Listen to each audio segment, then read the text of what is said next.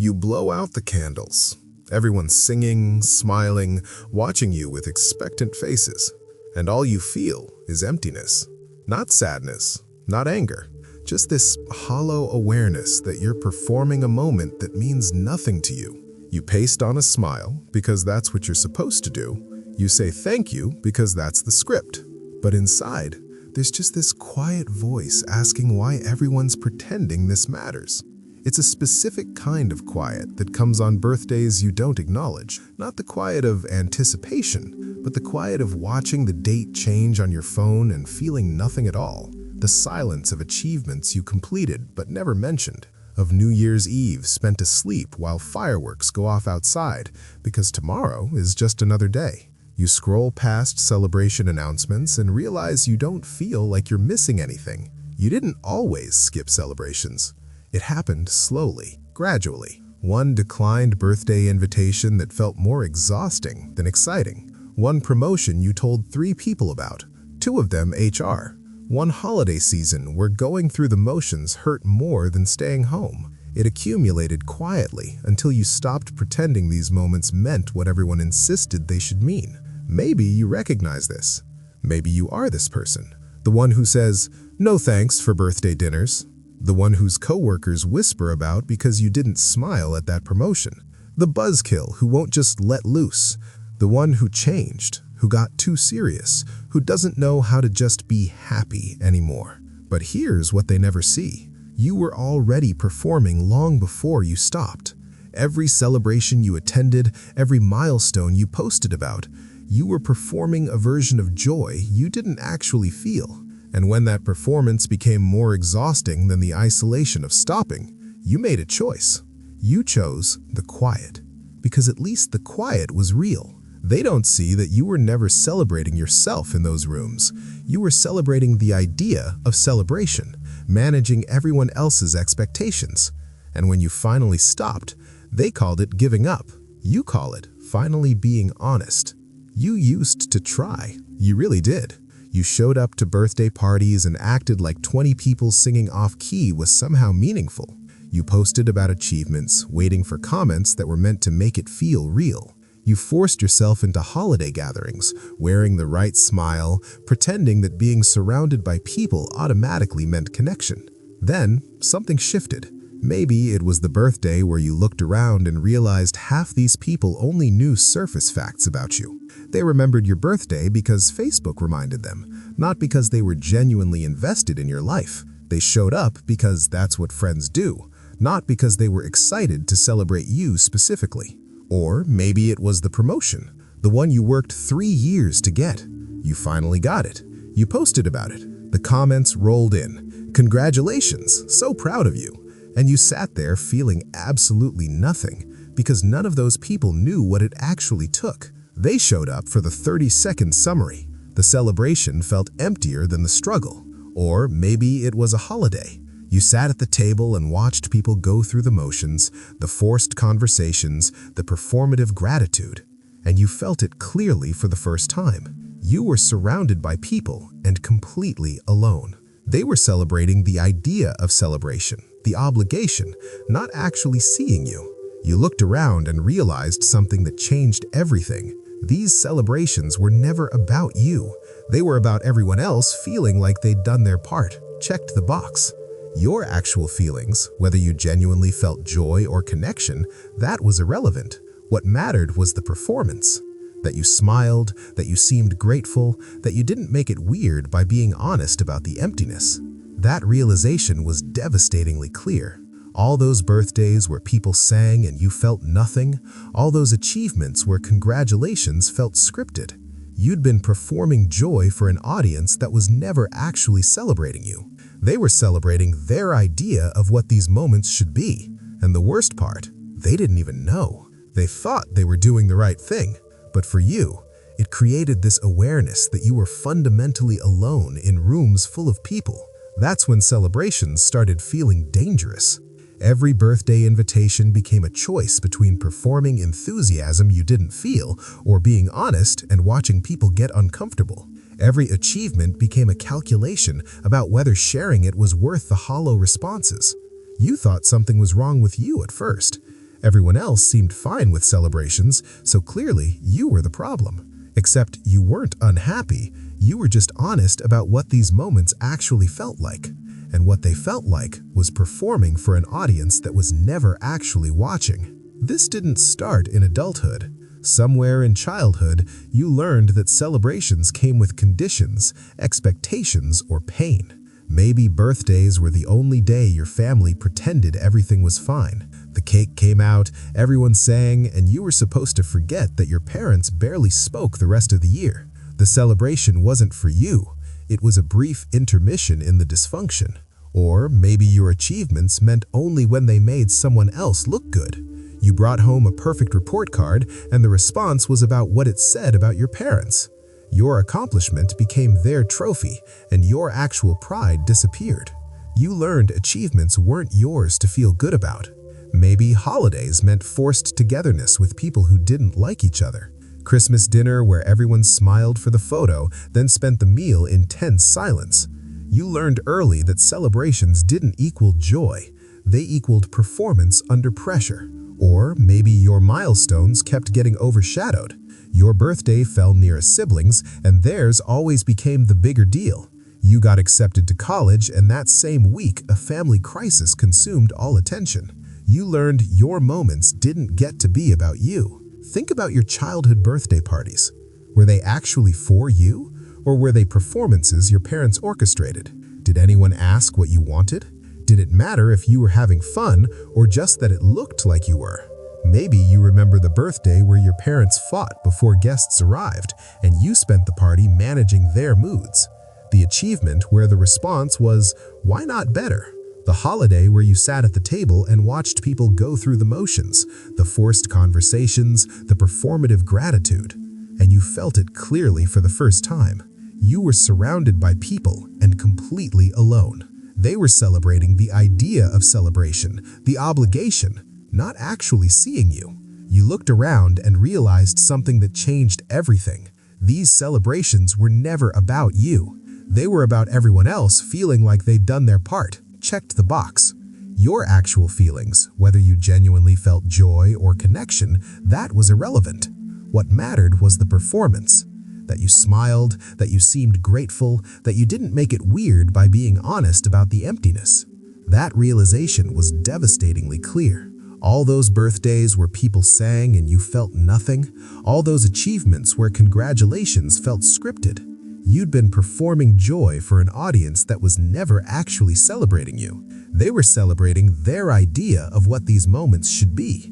And the worst part, they didn't even know. They thought they were doing the right thing. But for you, it created this awareness that you were fundamentally alone in rooms full of people. That's when celebrations started feeling dangerous.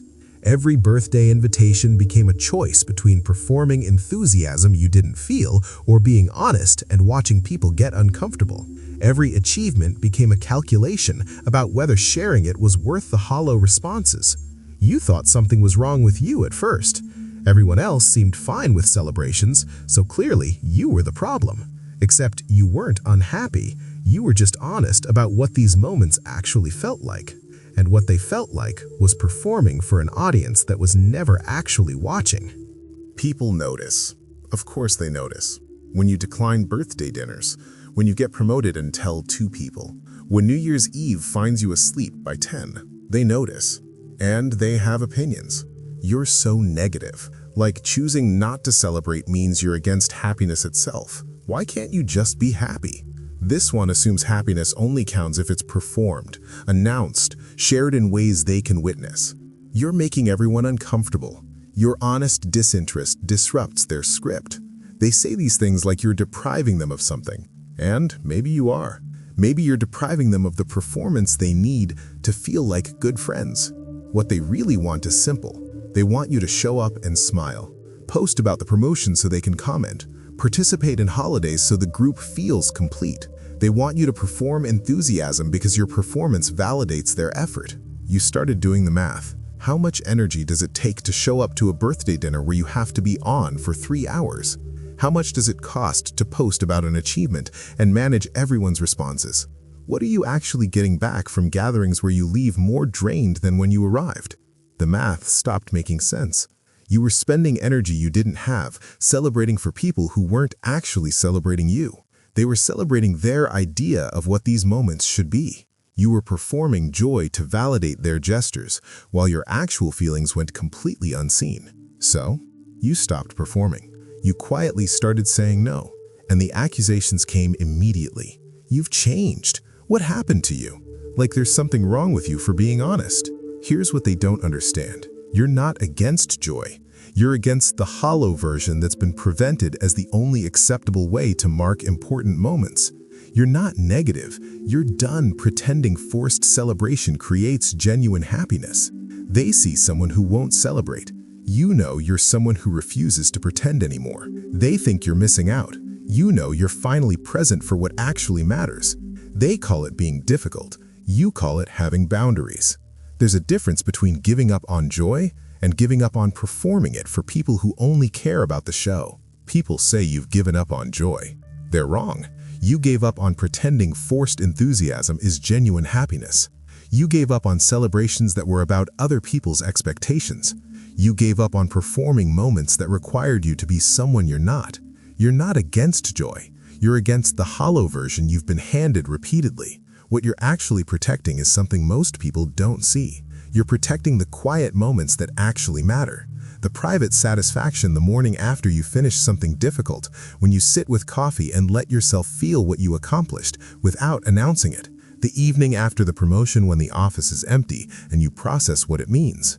No audience, no performance, just you and the weight of what you did. You're protecting small victories nobody sees, but you know changed everything. The boundary you set that would have been impossible last year.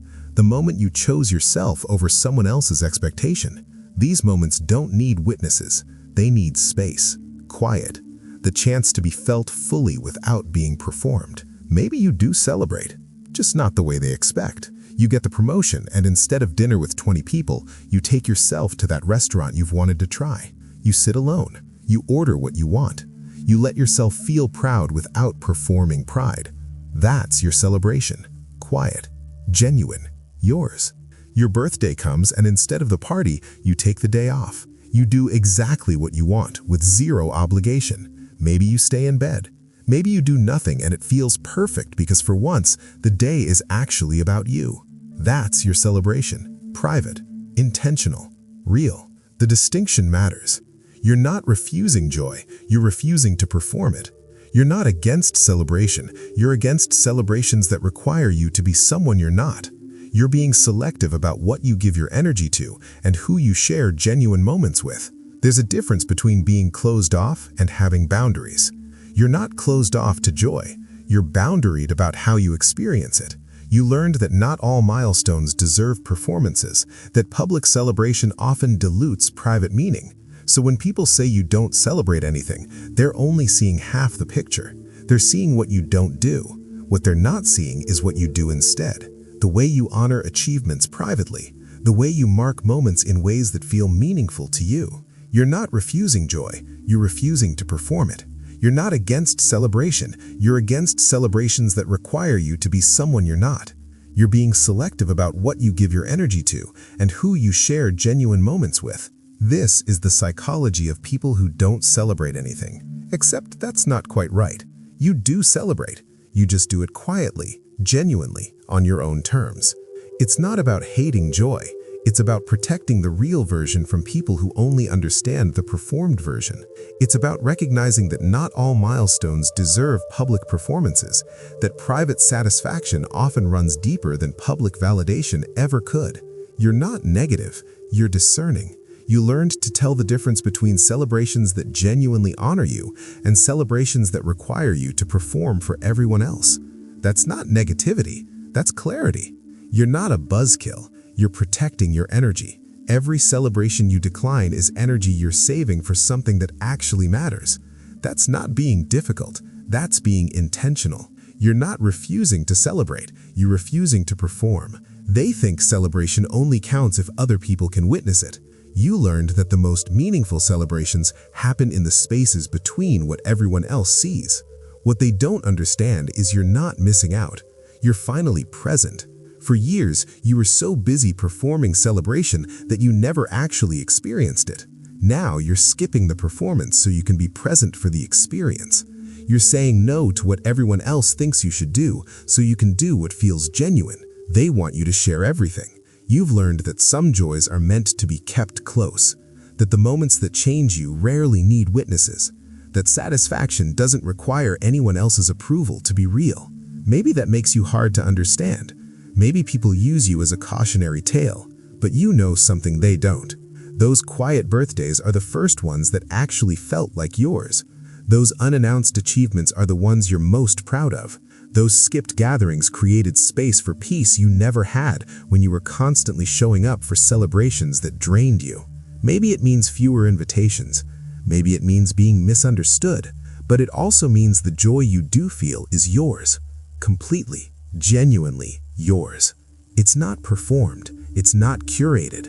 It's real in ways celebration never was when you were busy making it public. You're not against celebration. You're just done celebrating for everyone else. And maybe, for the first time, you're learning what it means to celebrate for yourself. In the quiet, in the private moments, in ways that don't make sense to anyone but you. You don't celebrate nothing. You just finally learned to celebrate what actually matters, in ways that actually honor you, on terms that actually feel real.